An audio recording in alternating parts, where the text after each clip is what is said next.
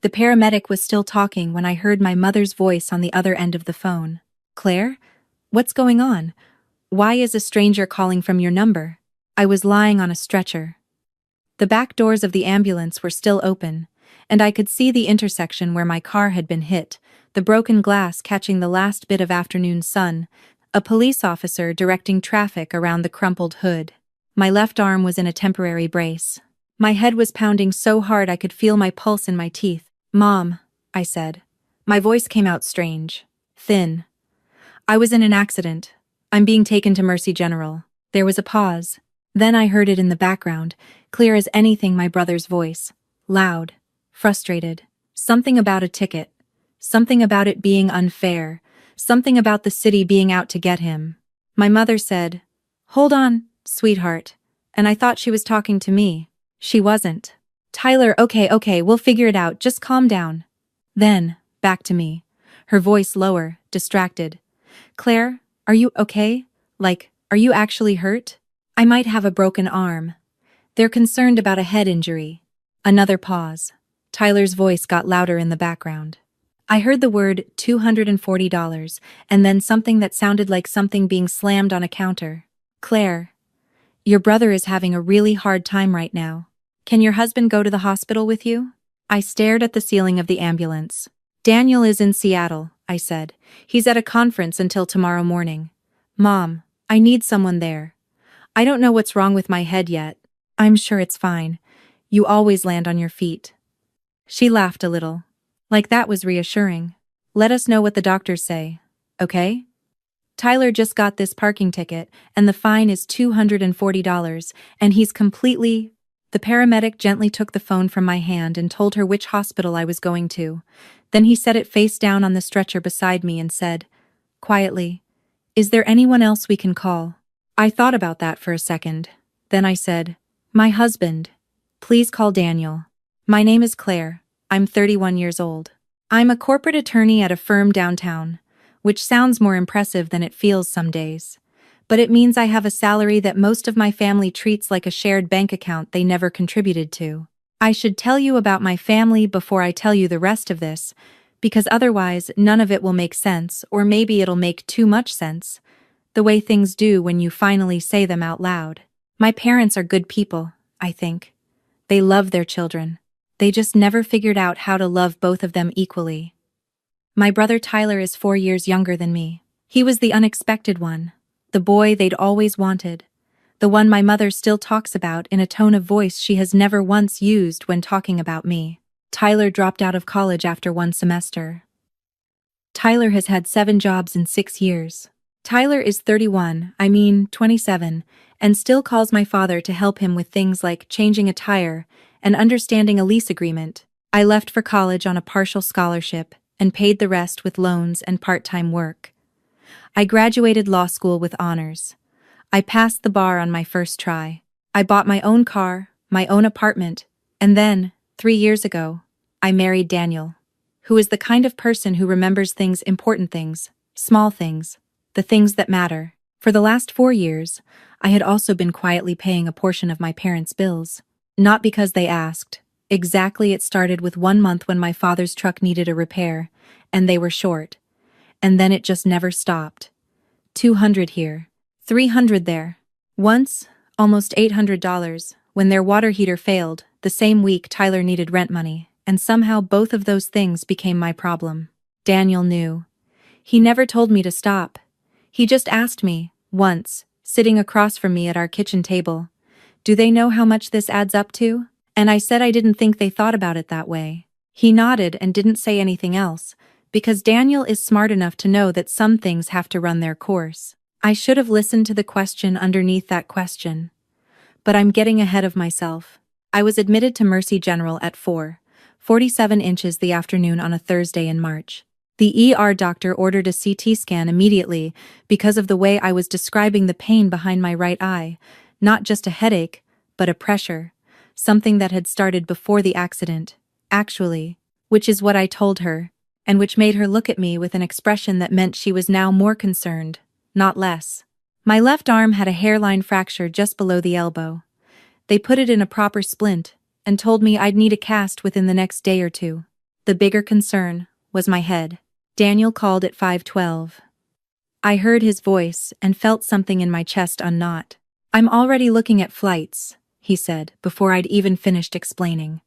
"There's one at 7 that gets in at 11. I'll be there before midnight. You don't have to. Claire." His voice was steady and warm and certain in that way it always is. "I'm coming." "Are your parents there?" I looked around the curtained bay. A nurse moving past. A monitor beeping somewhere down the hall. The pale green ceiling of a room I was alone in. "Not yet," I said. At 5:38, I called my mother again. The phone rang 4 times, and she picked up sounding slightly out of breath, like she'd rushed to answer it. "How is everything going, honey?" "They found something on the CT scan," I said. "It's not an emergency, but they want to monitor me overnight and possibly longer. The doctor wants to talk to family." I paused. "Can you come?" There was a muffled conversation I couldn't quite hear. Then my mother came back. "Your father and I are still dealing with Tyler's situation. The ticket has to be disputed by Friday, or the fine doubles. And we've been on hold with the city for almost an hour." "Mom, I'm in the hospital." "I know, sweetheart. And we're going to come. We just need to sort this out first. It won't take much longer." I hung up. At 6:15, my friend and colleague Priya arrived. I hadn't even had to call her, Daniel had. She came through the ER doors with a tote bag containing a phone charger, a bottle of water, a granola bar, and, inexplicably, a crossword puzzle book, because Priya has always operated on the assumption that any crisis is made more bearable by snacks and puzzles. She sat in the chair beside my bed and did not once make me feel like a burden, which is rarer than it sounds. At 6:50, my doctor came in and explained what the scan had shown. There was a small abnormality. She used careful language that could explain the headaches I'd been having for the past several weeks, the ones I'd been chalking up to stress and long hours and not enough sleep. It might be nothing. It might require a follow-up procedure. She wanted a neurologist to look at the images in the morning. "Is their family coming?" she asked. "My husband gets in tonight around 11, I said. "He'll be here." She nodded and wrote something in her notes and left, and Priya reached over and squeezed my good hand without saying anything at all, which was exactly right. My parents arrived at 8:23. My father walked in first, and the first thing he did when he saw the splint on my arm and the monitor I was hooked to was look past me, literally past me, at Priya, who he had met exactly twice at firm holiday parties. "Who are you?" he said. "She's my friend," I said. "She's been here since 6. My mother rushed to my side then, doing the performance of the concerned parent, touching my face, asking if I was in pain, looking at the splint with an expression of horror that might have been genuine. I'd learned a long time ago that I couldn't always tell. Then my father turned to Priya again and said, slowly, like he was explaining something to a child, "We're here now. Her family is here." Priya looked at him for one long moment. Then she looked at me. I shook my head slightly. "It's okay. You don't have to leave." But she stood up anyway, because Priya is the kind of person who picks her battles. "I'll be right outside," she said to me. And then, to my father, with a smile so composed it could have cut glass. "It's nice to meet you too." After she left, my mother said, "She seems very attached." I said, "She came when I called. That tends to create attachment." My mother looked at me with that expression she gets, the one that means she finds me difficult, and said, "Claire, we got here as fast as we could." "It took you 3 hours and 36 minutes, I said. "The parking ticket." "The parking ticket," I said quietly, "is $240. I am your daughter. I have a fracture in my arm and something on my brain scan that the doctors aren't sure about yet. I need you to explain to me how those two things were comparable this afternoon." My father cleared his throat. "Your brother was really upset." I stared at the ceiling. I didn't say what I was thinking, which was, Tyler has been really upset for 27 years, and somehow, that has always been everyone else's emergency.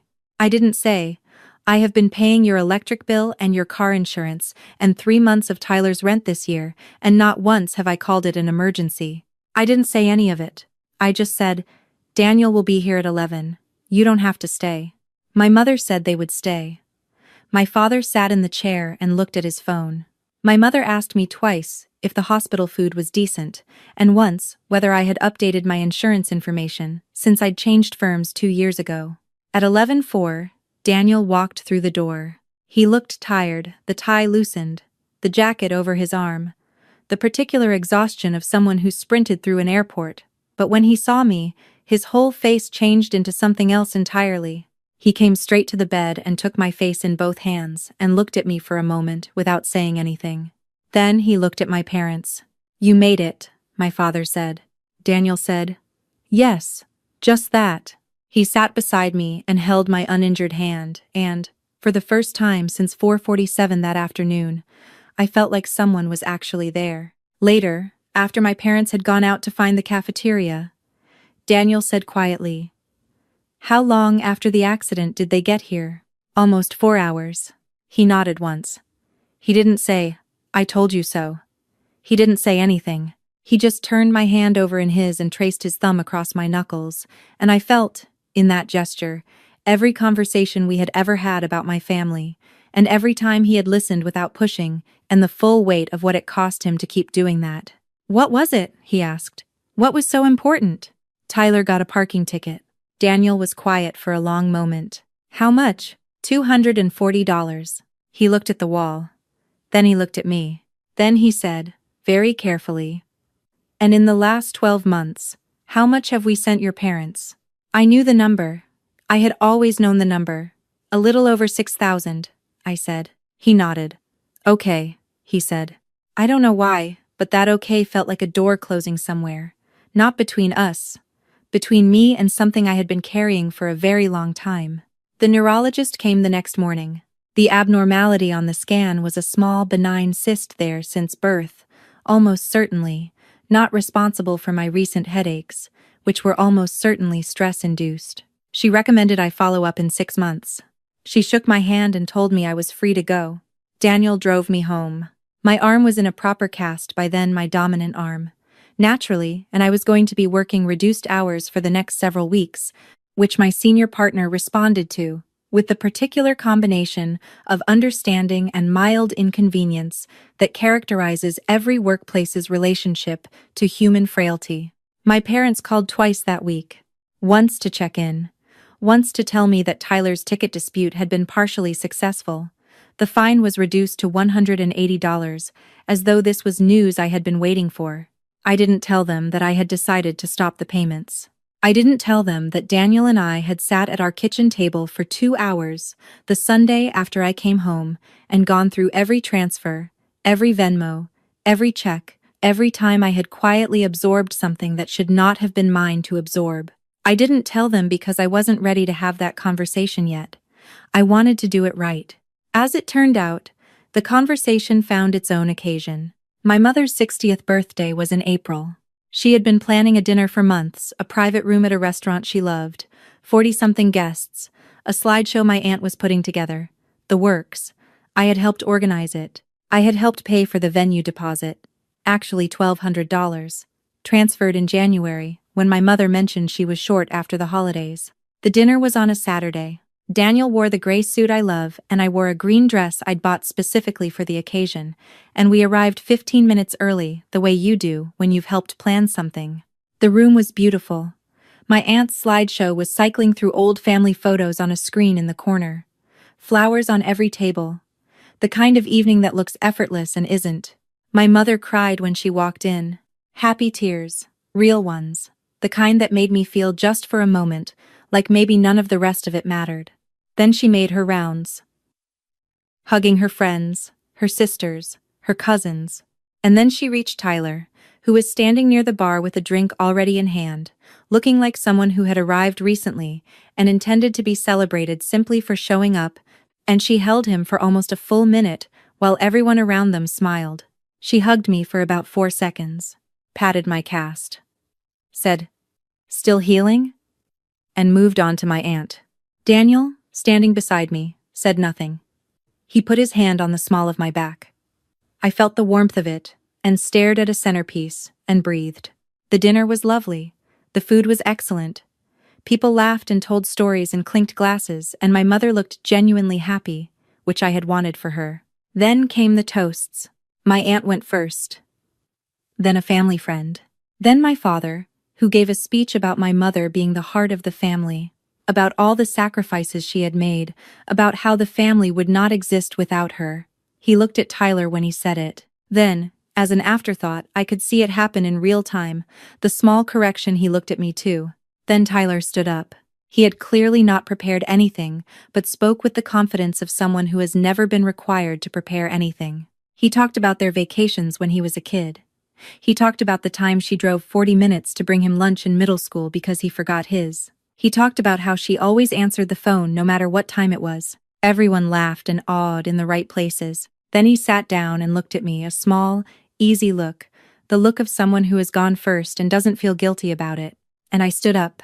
I hadn't planned to. Or, that's not quite true. I had thought about it, in the abstract, the way you think about something you keep telling yourself you won't do. But then I was standing, and 40 people were looking at me, and Daniel's hand found mine under the table for just a moment before I moved to the front of the room. I love my mother, I said. I want to say that first, because everything else I'm about to say is true at the same time as that, and I think sometimes people forget that two things can both be true. The room got very quiet. Mom, you raised me to work hard, to be responsible, to show up, and I have done all of those things. I paused. I showed up when I passed the bar. I showed up when I made partner track. I showed up when you needed the water heater replaced last November. I showed up when Dad's truck needed the transmission work in August. I showed up every month, pretty much, for the last 4 years, quietly, without making it a thing. I could see my mother's expression changing. The happy tears version of her face was gone. And in March, I said, I was in a car accident. I was taken to the hospital. I had a fracture, and something on my brain scan they weren't sure about yet. I called home, and my parents arrived 3 hours and 36 minutes later, because my brother had a parking ticket. 40 people. Not a sound. $240, I said. That was the math that was done that afternoon. A parking ticket and a meltdown, versus their daughter alone in an emergency room. And the parking ticket won, Tyler said, from across the room, voice low and tight. That's not fair. No, I said. It isn't. You're right about that. I looked at my mother. She had tears on her face again, but these were different. I'm not saying this to hurt you, I said. I'm saying it because I spent 4 years making myself smaller so you wouldn't have to worry about money. And I did it because I love you, and I kept doing it even when it stopped making sense, because that's what I was taught to do. Show up. Be responsible. Take care of it. I took a breath. But I was lying in a hospital bed that day thinking about all the times I showed up, and I realized I couldn't think of a single time you showed up for me without it being convenient. My father started to say something. Daniel stood up. Not loudly, not aggressively. He just stood up, very calmly, and said, "Let her finish." My father looked at him. Daniel looked back. Something passed between them that I had never seen before, some renegotiation of an old understanding, and my father sat back down. I looked at my mother. I'm going to stop the monthly payments. I should have done it a while ago, and I kept not doing it because I didn't want to be the difficult one. But I've decided I'd rather be difficult than invisible. I paused. Happy birthday, Mom. I mean that. Then I sat down. The room stayed quiet for a moment, that felt very long. Then, someone, my aunt, bless her, picked up her glass and said, softly, "Happy birthday," and the table followed. And the dinner resumed. The way dinners do, because life has a strange insistence on continuing. My mother didn't speak to me for 3 weeks. Tyler sent me a text that said, "You really couldn't let her have one night, huh?" And I read it twice and then put my phone down and didn't respond. My father called on a Tuesday. He said he understood I was upset. He said families go through hard patches. He said he hoped Daniel and I would reconsider. I said I wasn't reconsidering anything, and that I loved them, and that I meant what I said about both of those things being true at the same time. There was a long silence, and then he said, "You've always been the strong one." I said, "I know. I've noticed that the strong one is always the one who doesn't get called about parking tickets." He didn't have an answer for that. In May, my mother started texting again. Small things, at first an article she thought I'd like, a photo of the garden, a question about Daniel's sister's wedding we were both attending in the fall. I answered all of them. I wasn't trying to punish anyone. I was just done funding the illusion that everything was fine. What surprised me, what I hadn't expected, was how light I felt.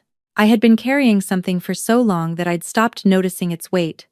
The way you stop noticing a sound that never stops. And then it was gone, and the silence where it used to be was strange and a little uncomfortable at first.